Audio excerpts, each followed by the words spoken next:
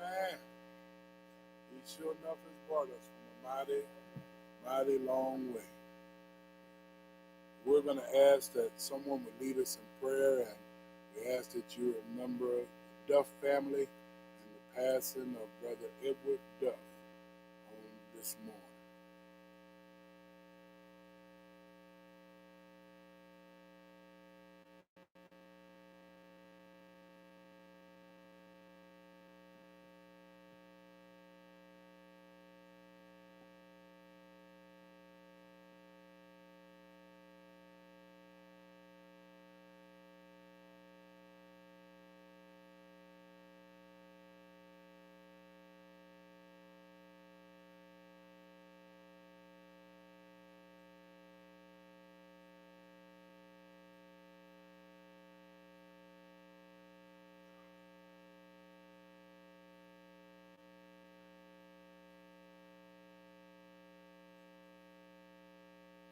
Amen.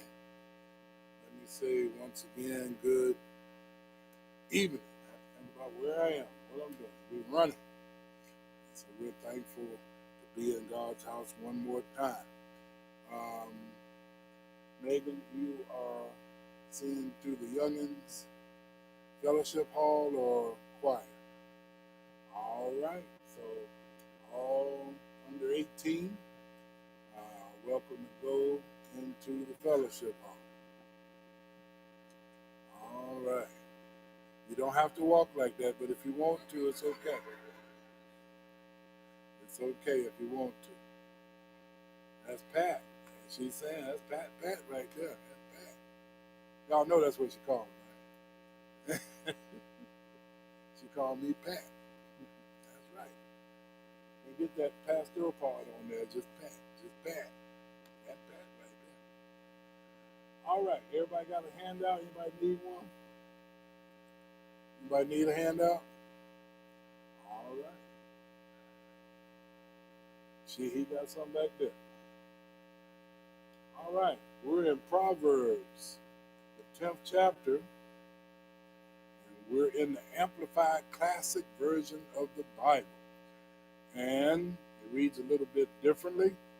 But Proverbs now, last week was Proverbs, the 9th chapter, of course, but the week before that.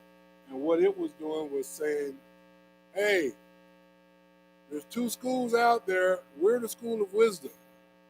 If you're in the wrong school, come on over because there's only two.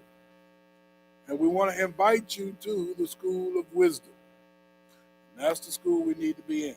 Because the other school is school of what? Fools. You got to throw that bottom lip out when you say it. Fools.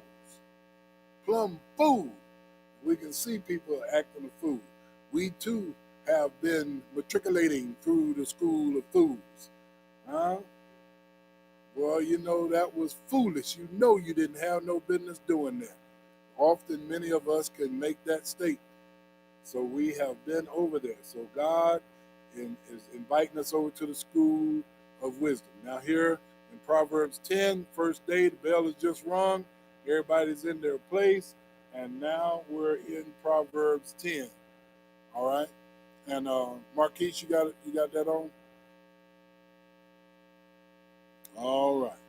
And then here in Proverbs 10th chapter, beginning at verse 1, the Proverbs of Solomon. So that's how I start off, Proverbs of Solomon. Um, Solomon is writing this to his sons. However, because it's in the Bible, we understand that it is God ultimately writing to us as his sons and daughters. You with me? Now, let me tell you something before we even go any further. You have to understand that everybody has the ability to get this, but everybody's not getting it. It's available for all of us. How many times did many of us growing up had Bibles all over the house? We didn't grab it. We grabbed other stuff in the house and outside the house. Can I get a witness? We should have been grabbing this. So he says, a wise son makes a glad father, but a foolish and self-confident son is the grief of his mother. Many of us can look back over that, and we can see that in many of our own lives. Proud father likes to speak about, that's my boy, that's my girl. But when it don't work out like that and they're acting foolish, foolish, remember, is not ignorant. It's not that you um, can't get to the word of God. You choose to ignore it. It's there, but you choose to ignore it. Therefore, we made foolish decisions. And he says, but a foolish and self-confident son is the grief of his mother. Daddy be done knocked you upside the head until you get on out of here with that foolishness. But many can testify that a mother's heart grieves behind a foolish child. Can I get a witness? She be up worried about him. It'd be all this and that about him. We can't hardly do no wrong. My poor boy, he could be just wrong as get out. But it's a grievous to the mother's heart. Am I right about it? All right, then verse 2.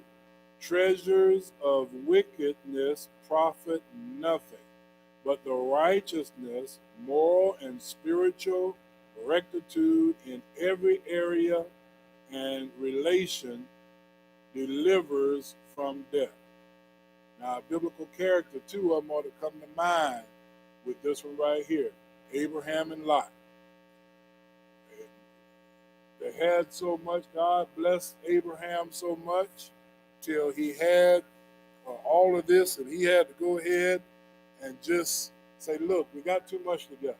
You've been blessed so much, and that's what happens in a lot of times. Other folks be blessed just being around you.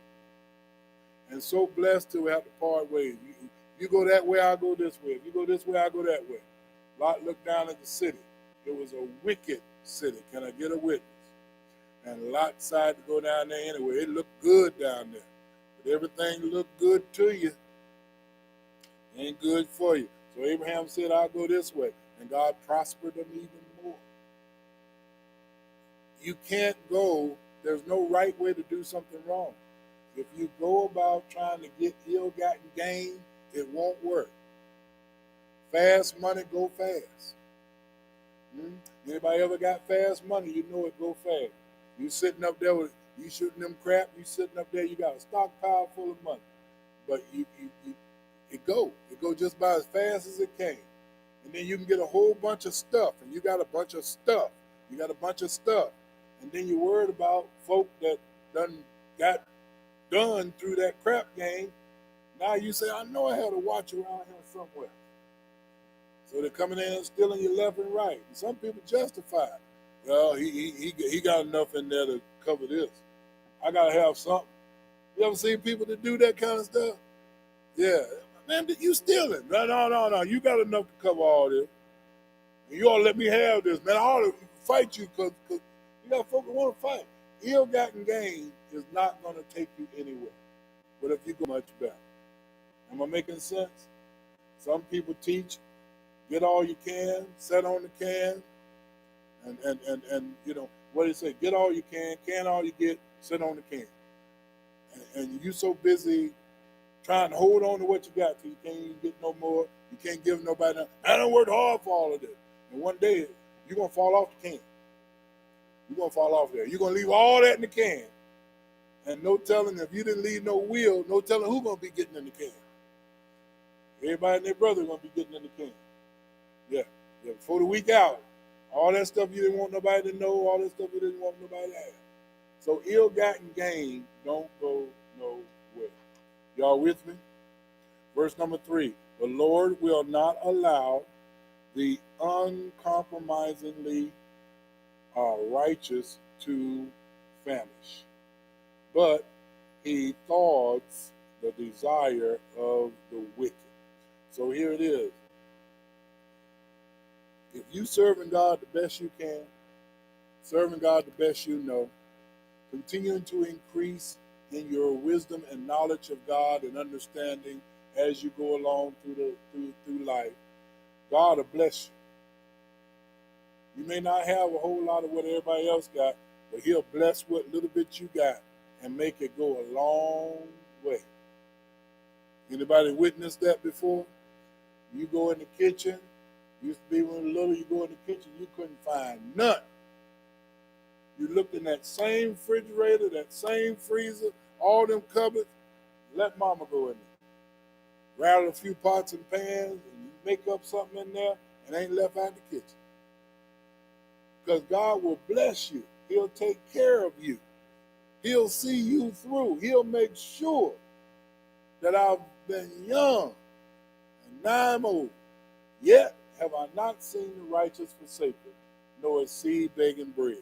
You may not have what you want, but you'll sure enough have what you need. Can I get a witness in here?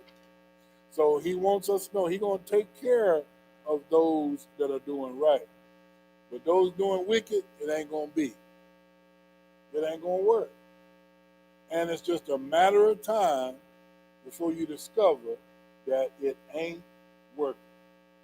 Might take a long time, but it's God will show you if you ain't going to do it the way I want you to do it, it's not going to work. Verse number 4. He becomes poor who works with a slack and idle hand, but the hand of the diligent makes rich.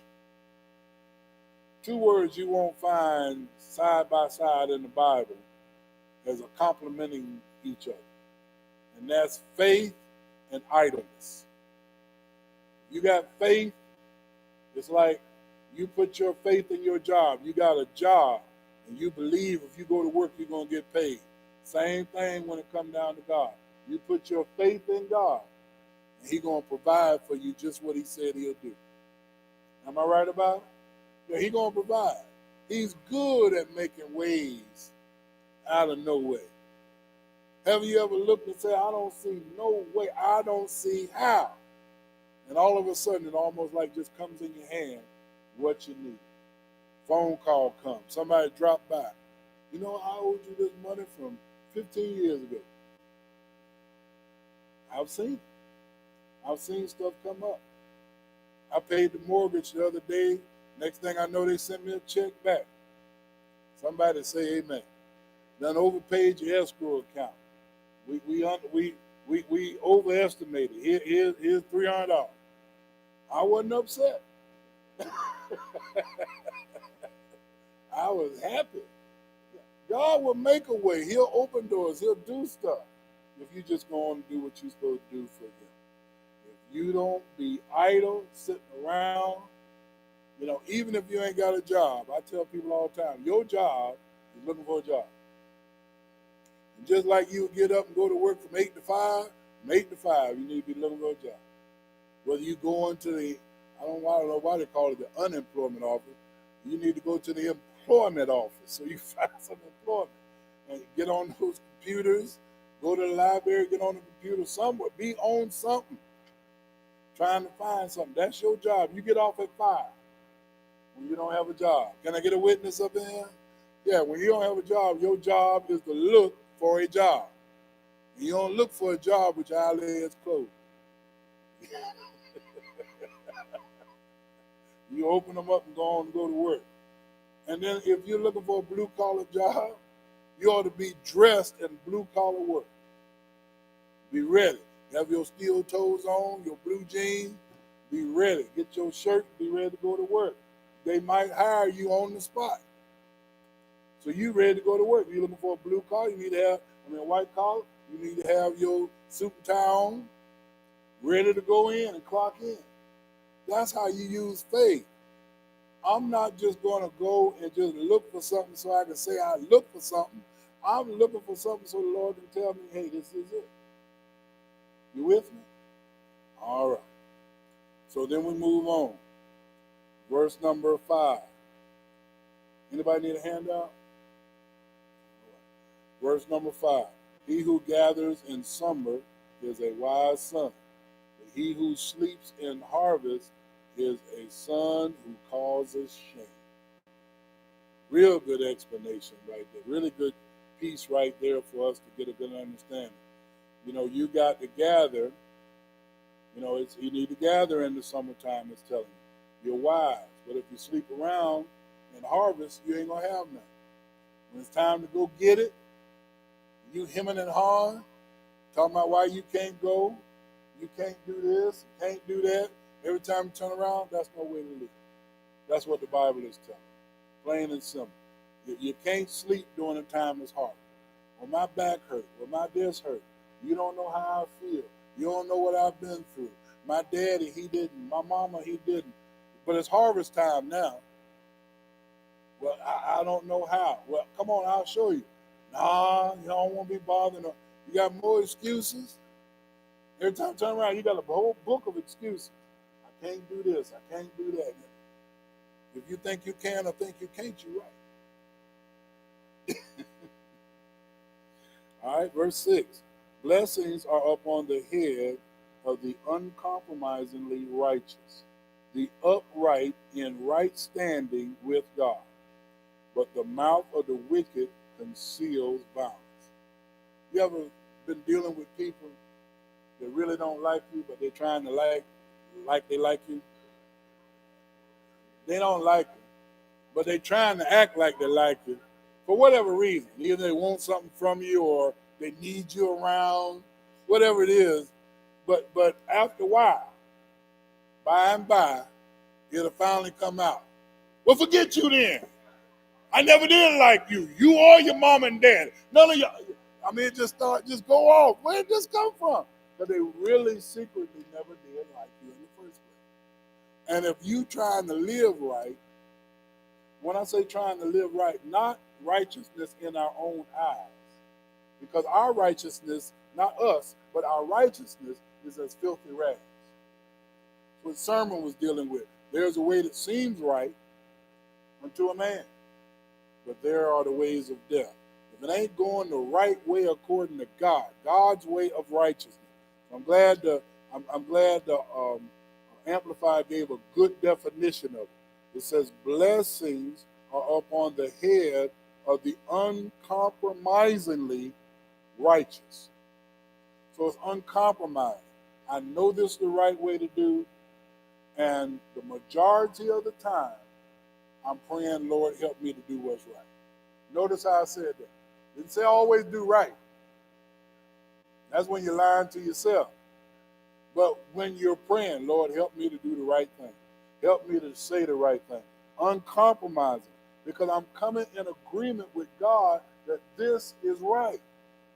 According to his word. He says that is the upright in right standing with God. That's what I want to do. Do I get it right all the time? No. But if you slip and fall, you don't want to stay down in the slip and fall. That makes sense?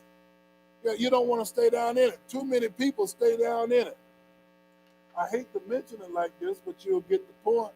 Sometime a person that we love, one of our loved ones will die, and we might well go on out there and be buried with them in the cemetery. Because we can't go nowhere because, mama died, or daddy died, or my grandfather, or my grandmother, or my aunt, she was my favorite, and now she's gone. Nobody understands me like them. And you've been saying that for 15 years. You got to let that foolishness go. You cannot stay down there with them. They would not want you, I would pray, to stay down there. If they loved you, I'm pretty sure they would not want you to stay down there because of the simple fact they're gone and now your life is gone too. You got to move on. You got to pick yourself up. You got to celebrate their life. You got to mourn their death. And there's a difference. You're mourning their death. You're going to cry. You're gonna have a bad day. You don't need to be bad for the rest of your life. Am I helping anybody today? Yeah. You don't want to do that. And then you want to celebrate. Go somewhere and laugh about some of the stuff they did. Just fall over laughing and enjoy the time that you had with them. I had 44 years with Daddy on earth. I had 49 years with Mama on earth. Good, bad, and indifferent. Celebrate them, talk about them a good little bit, go on. I can't stay down there in the grave where their bodies are. I'm looking forward to seeing them again when we get home. Are y'all with me today? Questions or thoughts, comments, concerns? So you got to make sure that you're living an upright life in good standing. That's what righteousness is. right standing with God. Right? Verse 7. The memory of the uncompromisingly righteous is a blessing, but the name of the wicked shall rot. Lord have mercy. It's bad when people glad you dead. It's bad when people glad you gone. I mean, you remember King Herod.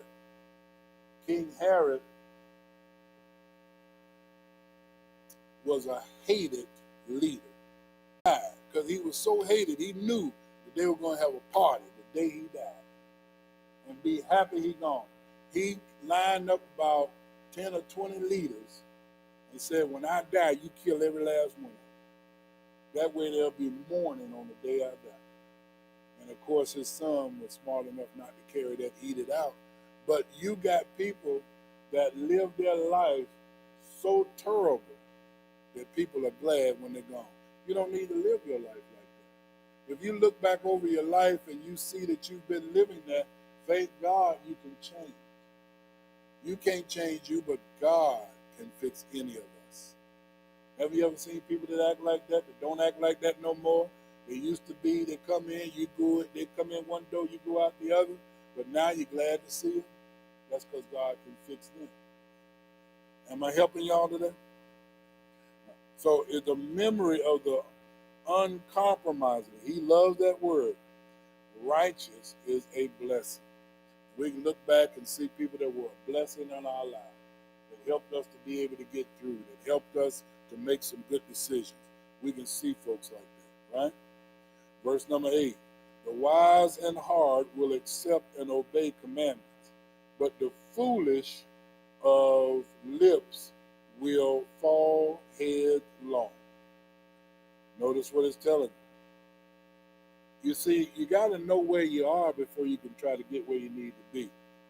If you're wise in heart, you will accept and obey commandments. So what you have to say, what you have to ask yourself, are you one that accepts? You always got a problem. If you're wise, the Bible says, you will not only accept, but you'll obey. The New Testament put it like this: not just hearers of the word, but doers. You know what hearers are like? I go to church. I've been going to church. Well, what about this commandment here? Man, I ain't got to keep all that, man. I ain't got to do all that. It don't take all that. I ain't trying to hear all that. Is that your way of looking at it? If it is, you're going the wrong way. But the foolish of lips will fall headlong. When you talk about falling headlong, you talk about sure enough destruction. That's what it wants you to understand. If you fall and you land on your feet, your lives will be in pretty good shape. But if you fall head first, that's when you're in bad shape. So it says, if you can't get to the part of accepting and obeying, not just coming to church, but the church being in you, church being in me, we doing what he says do, it gets to the place that after you do what he says do, what ends up happening in our lives, we find ourselves like, man, I didn't know it could be this good. I mean, this just don't make no sense. And that's what he'll do for us constantly. He'll give you peace that passes all understanding. It don't make no sense how you could go through what you just went through. So give me an example, Rev, okay? Somebody cuss you out, and you can just go on. And you can look at the day when it used to be, no, hold on, wait a minute. Yeah, mighty long way. You can see now where that same thing, now don't get me wrong now, that same thought gonna come visit to see if you're available. And they'll try to justify, I ain't slapped nobody in a long time. I feel a slap coming on. Pimp slap, pop. Hit you both ways right quick. But no. And then when you go on and don't do that, look at here, look, don't miss this. Even though you felt it coming up, You let that go on back down, and you go on, and you be glad that you did. See, serving God, you're either going to wish you had or be glad you did. And that's the way that we want to live this life. We want to be glad we did more often than wish we had. We got to get tired of wishing we had. You got to get there. Some of us ain't got there yet. Man, I know I shouldn't have said something, but it made me mad, trying to justify it. I know I shouldn't have done that, but and then we try to blame the other person. But he knew if he came in here and opened his mouth, I'm gonna have to say something. Don't let nobody have that much control. God can fix you to where what used to make you go off, He can give you that self-control to make you not go off. Now the devil gonna come in. Oh, you done got weak now. This Christianity stuff done made you weak. Used to be a time you would tell somebody off. The way I used to cuss in the military, come down this side, come back around and bounce and come back around again. Made them cuss words rhyme. Y'all don't know nothing about that kind of stuff. But you got to get to the place that, look at here, look, you can feel it. Thank you, Lord. Thank you, Lord. Because I didn't need to say that. I didn't need to do that. That's not a good representation of you. I thank you for the change. And you mess around and get to shouting right there. God, I just want you to know I thank you for fixing me. Because I couldn't fix myself. I see how I had me. Anybody a witness out there? I saw how I had me, and I see how you got me. And I like this so much better.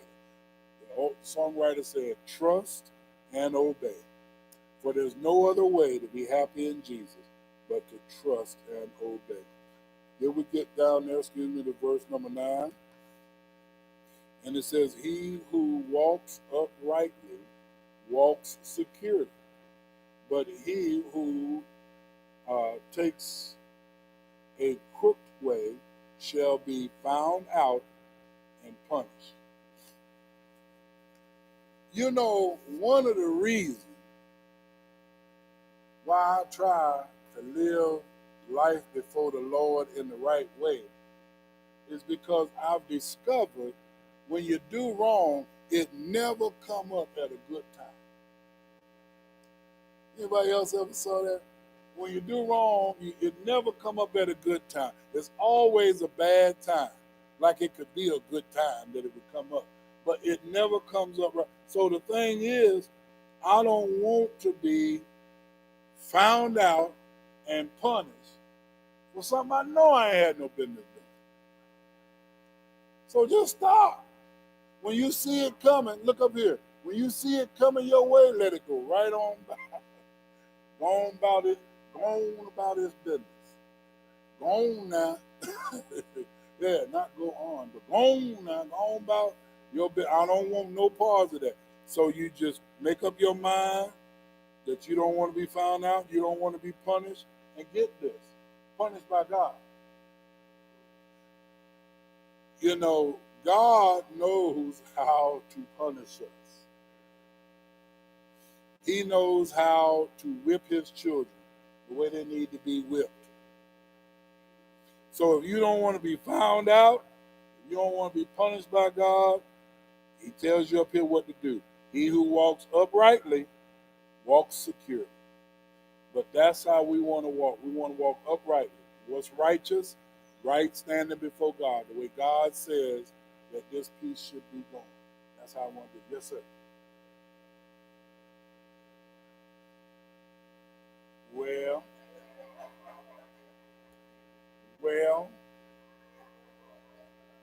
what can you say?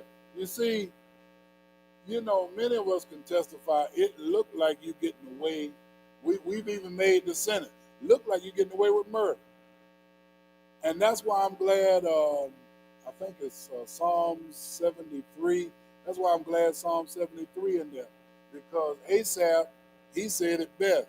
And I'm just paraphrasing. He said, man, look like ain't nothing to serve God. All these unrighteous folk, man, they can do what they want to do. Ain't nothing happening to them. And here I am up there trying to serve God and live right. And every time I turn around, seems like this happening and that's happening. But then he got on to say, but then I went in the sanctuary. And I saw that those that looked like they had it going on outside of God was on a slippery slope. And they were just getting ready to go off a cliff, headlong, in a bad way. So he said, I had to turn around and apologize. Lord, I'm sorry. It is worth serving you. It is worth doing what you want me to do. I'm sorry for even questioning, like they got it better than me. You better recognize they in bad shape and don't know it. Amen. All right, verse 10.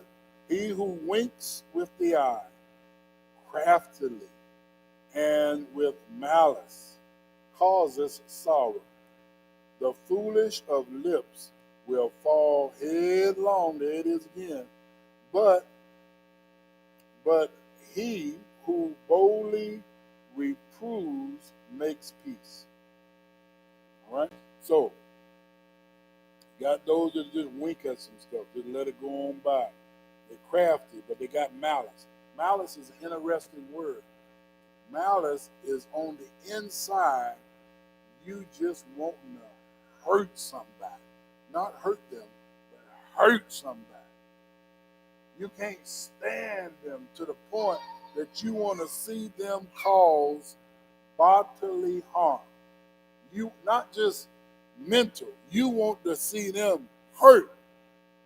And it's in the Bible just as plain as it can be. When you do like that, you wink, it's going to cause sorrow.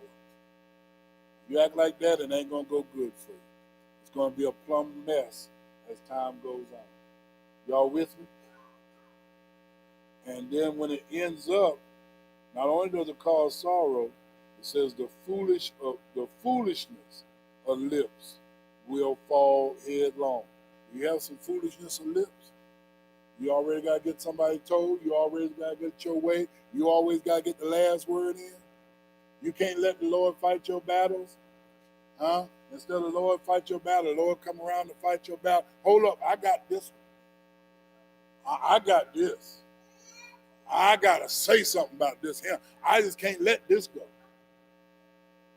You ain't going to just talk to me any kind of way. Are you always the person who's got to get somebody told? Say it ain't going to go nowhere good for you. Say let that foolishness go. It's not going to help you get where you need to be. Verse number 11. The mouth of the uncompromisingly righteous man is a well of life, but the mouth of the wicked conceals violence. Just a matter of time before they go off on you. Just a matter of time before they treat you bad. That's what he's talking about. But if you're trying to live right uncompromisingly, what happens? Man is a well of life. You can always draw some good stuff that can help you. You remember people just good to sit around, just good to listen to them. Everything might not come out of their mouth. It's something good that'll either help you now or help you later. I remember them people down here in Needle Grove sit on their porch, born back in the 1800s, and they would tell me as a little boy, they say, you may not understand what I'm talking about now, just keep on living. It's going to come back to you. It's going to come back and you'll remember.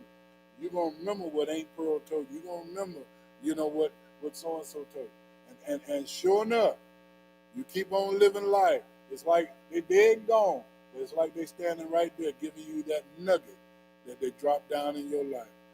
Am I right about it? Amen. All right, verse 12. Hatred stirs up contentions, but love covers all transgressions. Now, I don't mean that love covers the transgressions because you're weak. Oftentimes, people feel like you didn't say nothing, you're weak. If he don't give you nothing to say, you ain't got nothing to say. Even though you may have a whole mouthful of stuff you want to say, and him giving you permission to say is different. Some people can't hear you right now. They're not ready to receive what you got to say right now. They can't have it. So if he don't tell you to say it, don't say it. But if he tell you to say it and they come after you like they're crazy, you did what he told you to do. It may be time for them to get it, and then the consequences of them not heeding to it is about to be exposed and come up. Y'all with me? So what we have to do is be led by the Lord to know which direction we need to go in. Y'all with me? That hatred will stir up contentions. And that's what they'll do. They'll stir up. The way they kind of do it, they go over here and get with this group, start something over here, go over here, get with this group, start something over here. They just can't be good enough to just go away and leave it alone. They got to stir up some stuff. Amen. Amen. Yeah, well, you see, if you just read the book, you can see not only him, but we can look back and see why stuff didn't work in our own lives. Because there we were doing hateful stuff, or there we were doing something or saying something that we didn't have no business saying. And if we just stop and turn around, we can get what he wants us to have.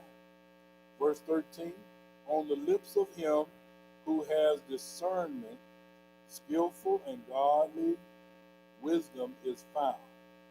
But discipline and the rod are for the back of him who is without sense and understanding.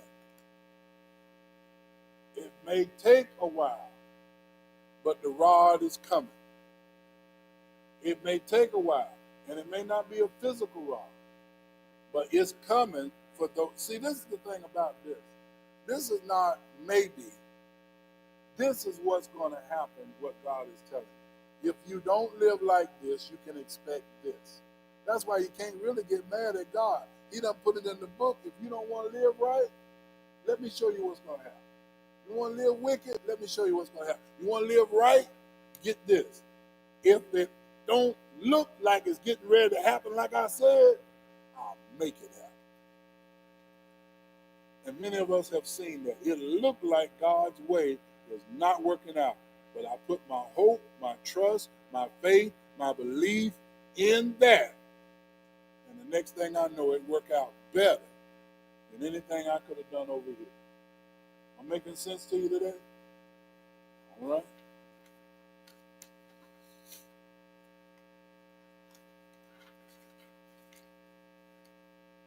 Verse 14. Wise men store up knowledge in mind and in heart, but the mouth of the fool is a present destruction. So what is it talking about? Every time I pray, when I get ready to preach, open our eyes that we may see Jesus. Open our ears that we may hear a word from you. Open our hearts that your word may be safely lodged in the repository thereof. And no matter where we are, your word will rise up to help us meet every occasion. You got to have the word in your heart. That's what David said. I've hid your word in my heart that I will not sin against you. So if you don't, that's why I'd say the biggest spiritual warfare is getting the word. Whether it's through your own time, alone time with God. Seems like you can open the Bible and you do one of these numbers. That's exactly right. You do one of them numbers. You're up there asleep, slobbering and carrying on. You come to Bible study, you know, and well, I can't come this time. I got to do this and I got to do that. Most stuff come up than ever on a Wednesday, don't it? And the bed never felt so good than on Sunday morning. That thing feels good on Sunday morning. Don't it feel so good? And then you roll over. Oh, man, it's 11 o'clock. Ain't no need going now. Hello, somebody. I need a little rest. I didn't know how that time. Y'all ain't going to say nothing. Spiritual warfare is getting here. Trust me. It is getting here. So that you can get this word. So you can look and see that God says what you need, what I need, what we need is to store up knowledge in our mind and in our heart. You need to have it up here and in here. Look up here. Don't let it just go here It needs to sink down here. It needs to be in our heart so that when we go out and about and something go across our mind, I need something to come up and meet that. Y'all didn't hear me. That's what's the difference between your heart and mind. You just got it in your mind, something else come across your mind, it can change your mind, y'all. But when you got it in your heart, something come up, hold on. Wait a minute now. Remember, look at what you're getting ready to do. Go on over here now. Go on, get on up out of here. You know you didn't have no business in here in the first place. Y'all ain't gonna pray with me today. You got to have this thing in your mind and in your heart. You get it in your mind, that's a good start, but it's got to sink down here. So how does it sink down here? We're creatures of repetition. The more we hear it, the more we get it, the more it goes from just being in our mind to in our heart. And that's why when you're out and about, he says, if you haven't marked this in your Bible, it's a good thing to mark in your Bible. Go to John, 14th chapter, verse 26. This is a good scripture to meditate on. You want to have this marked up in your Bible. Whoever get there first. John 14:26. Say it again. Loud.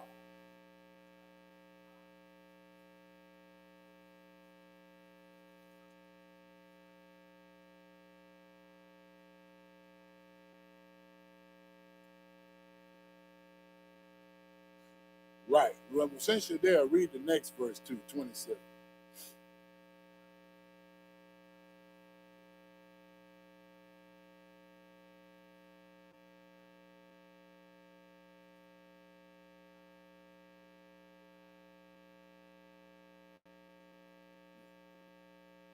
Right.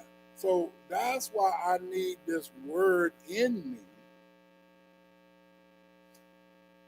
If I go ahead and do what he wants me to do, the word will be in there. And it will come up and meet every occasion that I need to meet. Now look up here, don't miss this.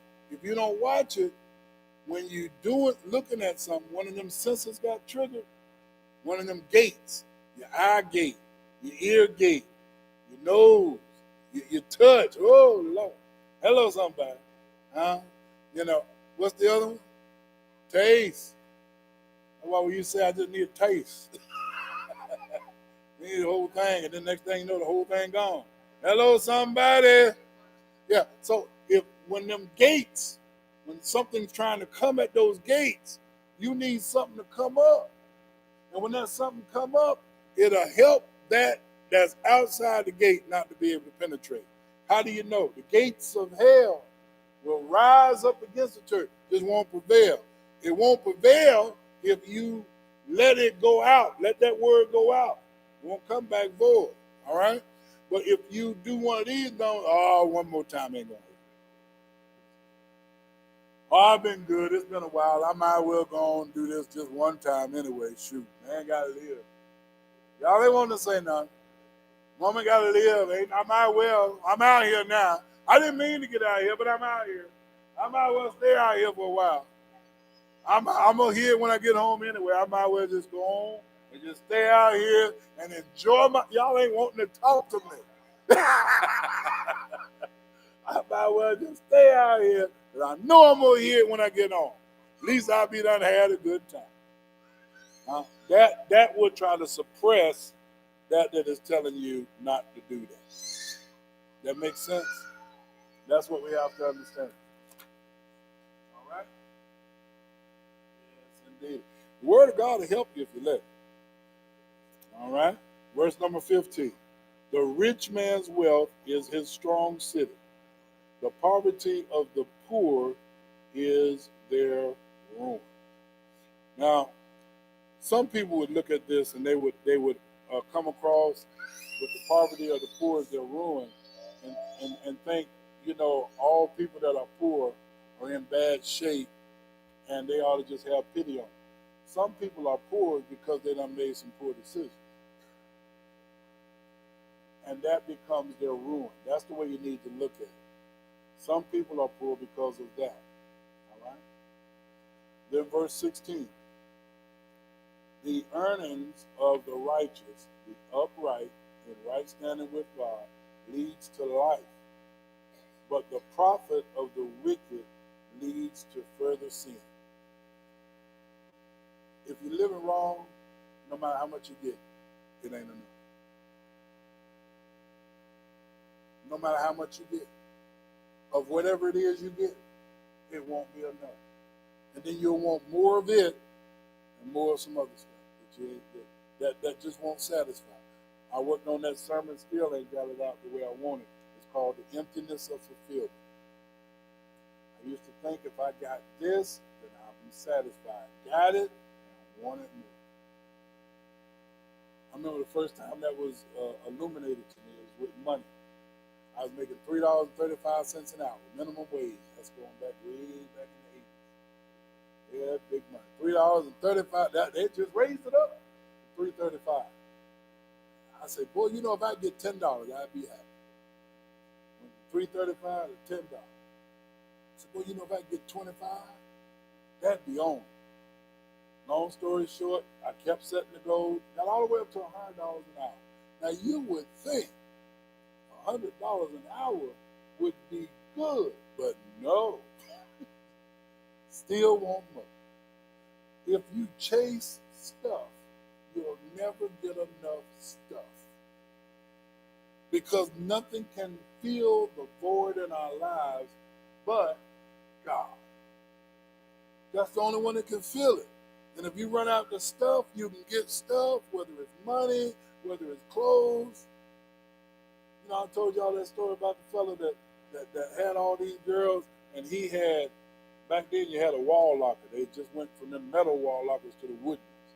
And you had them wooden wall lockers. It was full of clothes. He had to go out and get him another little wardrobe. It was full of clothes. He might change clothes 2 or 3 times a night when he's going out. Got clothes, got money, got clothes, got all this stuff. Got women all over the place. Still not happy.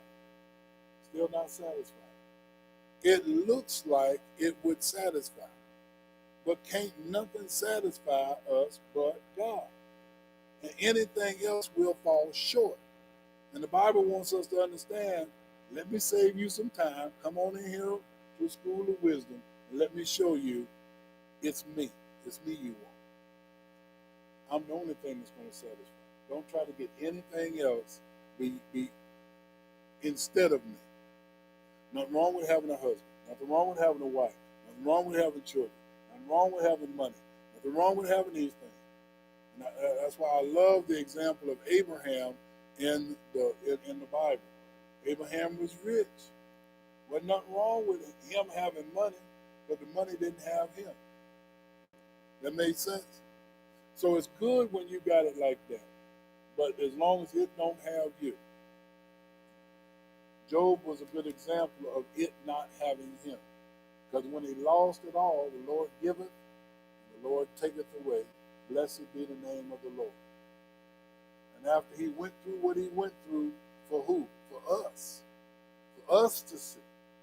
The Lord went ahead and gave him everything back and more.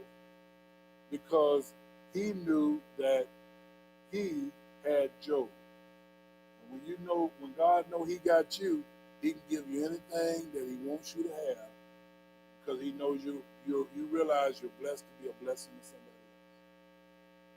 It's like in the church, your biggest investment is in your people. Some churches put their biggest investment in a bank account. Like you're going to come back and you're going to be able to say, Lord, I got all this cash. Here, I want you to have it. They're going to look at you like you done buried your stuff. I didn't tell you to bury it. I told you to invest it. Amen? All right. Verse 17. He who heeds instruction and correction is not only himself in the way of life, but also is a way of life for others.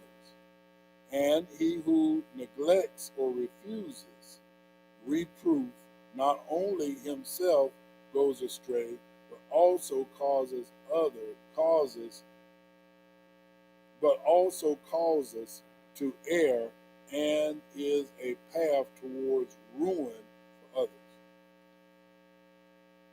You and I have a responsibility. Where are we leading people? That's something that you got to ask yourself. Are you leading people to destruction, or are you leading people in a good path to get correction and to get instruction and how to live life in a good way? How are you leading people? I saw a person that was being led by some people in the wrong way, and one day they came to a meeting, and the person jumped up and they were saying everything that the folk were saying over in the back room somewhere, and it was ugly. It was ugly to everybody else, and it was ugly to them to hear what had been going on in the back room come out front. That's bad when what you've been saying back there come out front and you want the person to sit down and shut up, and you the one that was saying it. You were saying it loud back there. Oh yeah, your voice was heard, and everybody was saying, that's right, amen, back there. But then when it come out here to the rest, say nothing. Lord, I hope they don't call my name. Don't live like that. If it can't be said from the back room to the front room, you might want to check and see should you be saying it in the back room. Because it's not going to come to nothing. It's going to ruin folk. It's going to hurt folk. I knew it was a person that talked so bad about a pastor of a church, and then the son had left home, and when the son came back, the person wanted the son to come and join church. The son was like, for what? You done talk so bad about the pastor and them deacons and trustees and stuff down there. Why would I want to join this church? Ain't been back since. And that's the thing. You don't want to live your life where you are leading people so wrong to its ruins all back behind you. It ought to be some success stories where people have been encouraged, where people have got some good instruction, where people have gotten some help. Where are you leading people? Where are we leading people? Is a question that has to be before us. Questions or thoughts, comments, concerns?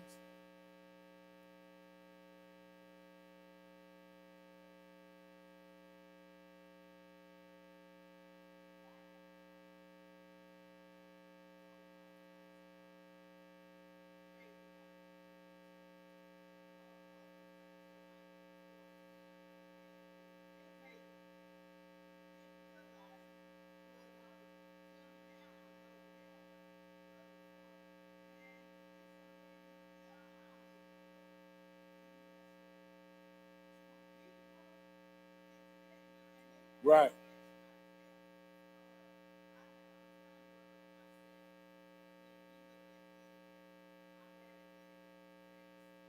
Right. Right.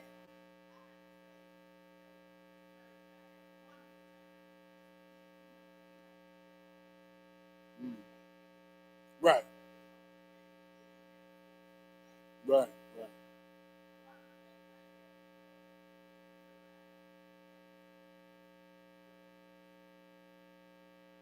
Right. Yeah, you've been talking so bad about the place and wonder why they won't come. For what? Why would I want to come there? I might go somewhere, but I ain't going down there the way y'all say them people live. You say that preacher this and man, them officers that, and I don't want to go down there. You going to church with me? No.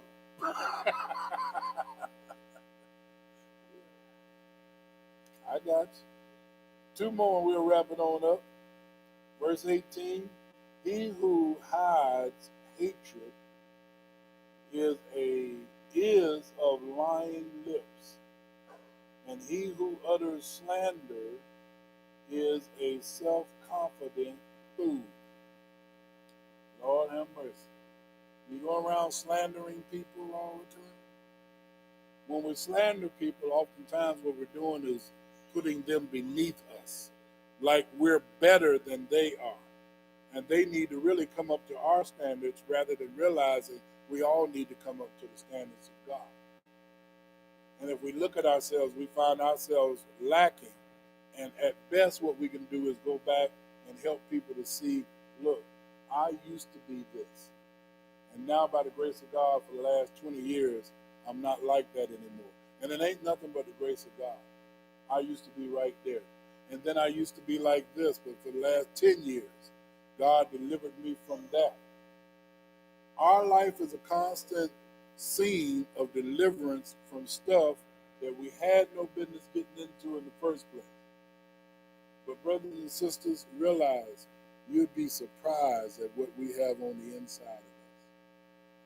When I started teaching about Proverbs, I brought that piece out about our hearts is desperately wicked. Who could know it?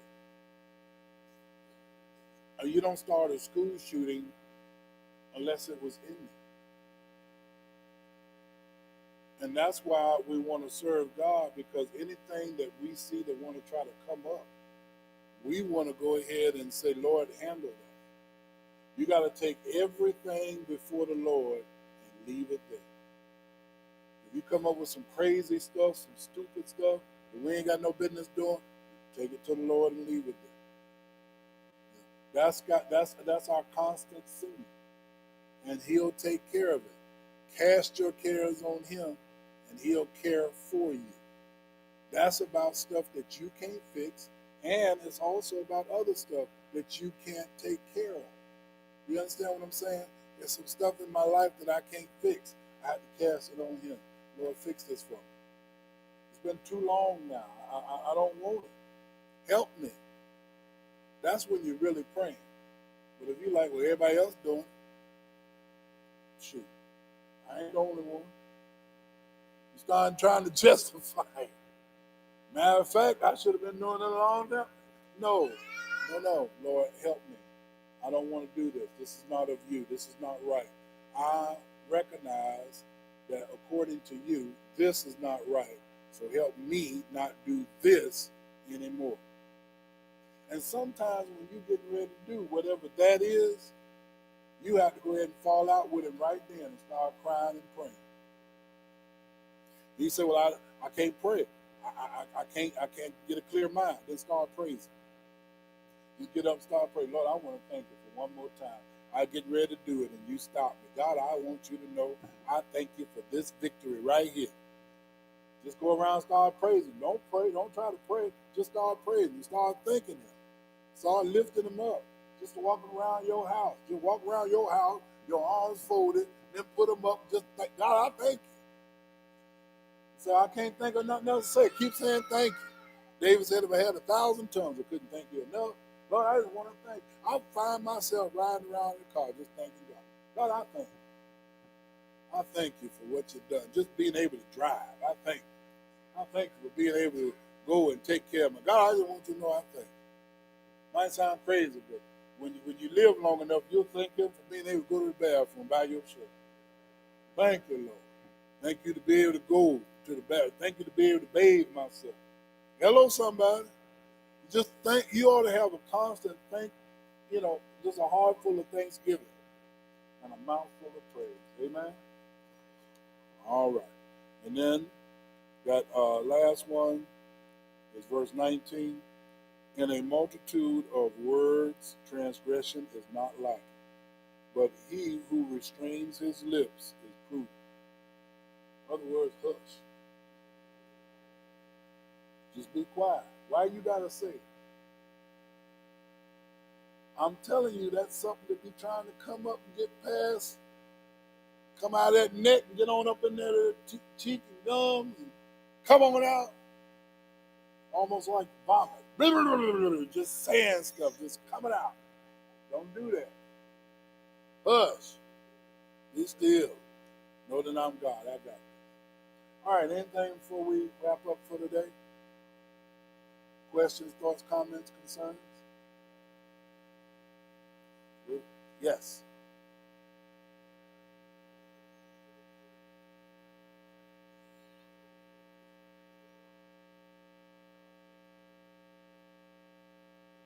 All right. College Gear Sunday. All right. Tell somebody to go ahead and do a column on Saturday, so we'll be reminded. All right. Anything else? Anything else? All right. For those who get the opportunity, we got to be at Pleasant Grove at 2 o'clock. Usher's Annual, my home church. Glad to be able to get there. Once again, glad Pastor is up and about, preaching back again. So we want to go there and support home church if you get a chance. Right after 10:45 service, we'll be heading on down. Yes, ma'am.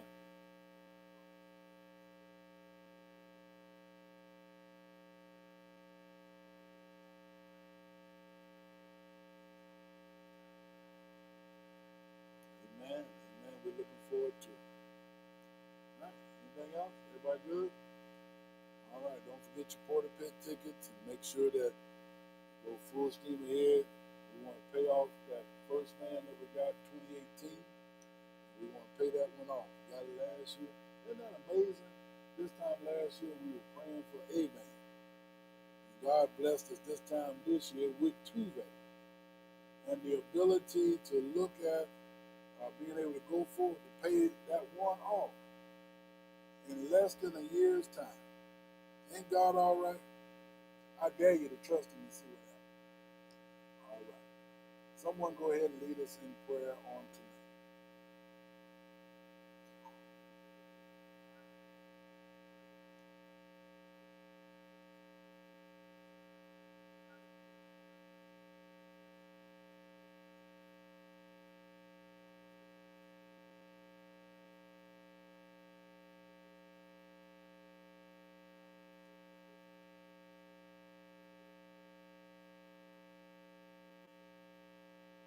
Amen. Help somebody. Let me get one. Whoever's got the book, if you will, go ahead and put these papers in there.